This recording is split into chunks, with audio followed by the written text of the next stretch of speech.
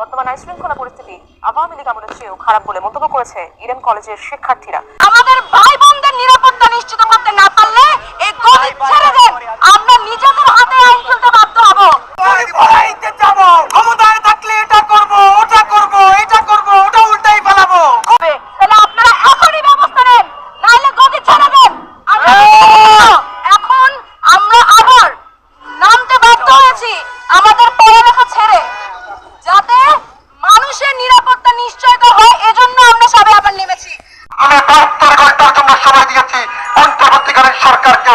আপনারা যারা দায়িত্ব আছেন 72 ঘন্টার ভিতরে প্রেস মিটিং করে জানাবে কার জন্য, জনগণের জন্য। সেই জনগণ রাস্তায় নেমে আমাদেরকে মুক্ত বাতাসে ঘোরার সুযোগ করে দিয়েছে, আপনাদেরকে মন্ত্রিত্ব ফেরত দিয়েছে, আপনাদেরকে প্রাণবাহী গাড়ি দিয়েছে। আপনারা সেই সাধারণ মানুষের উপর কর ট্যাক্স এবং এই ধরনের গুরুত্বপূর্ণ মন্ত্রণালয়তে এমন কাউকে হয়তো দেওয়া উচিত ছিল যাতে জনসম্পৃক্ততা বেশি হয়। রাষ্ট্র নেবে। এখন পর্যন্ত তো সকলে বহাল তবিয়ত আছে, অনেককে ওএসডি করা হচ্ছে, অনেকের বিরুদ্ধে ব্যবস্থা নেওয়া হচ্ছে, আবার অনেককে তলে তলে কিন্তু সুযোগও দেওয়া হচ্ছে যে আমাদের লোক তোমাদের লোক বলে। পুলিশের কনফিডেন্সটা ফিরিয়ে নিয়ে আসতে পারে।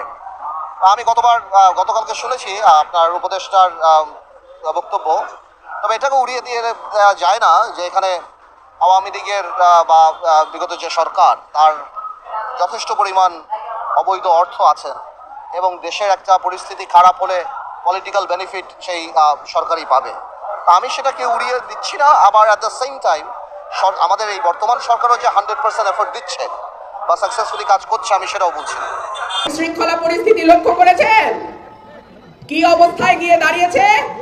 হাইজ্যাক, ছিনতাই, রাহাজানি, কোপ দিয়ে জিনিসপত্র ছিনায় নেওয়া, দিনে দুপুরে বাড়িতে বাড়িতে ডাকাতি করা, ঢাকা শহরে এটা এখন প্রতিদিনের ঘটনা হয়ে গেছে।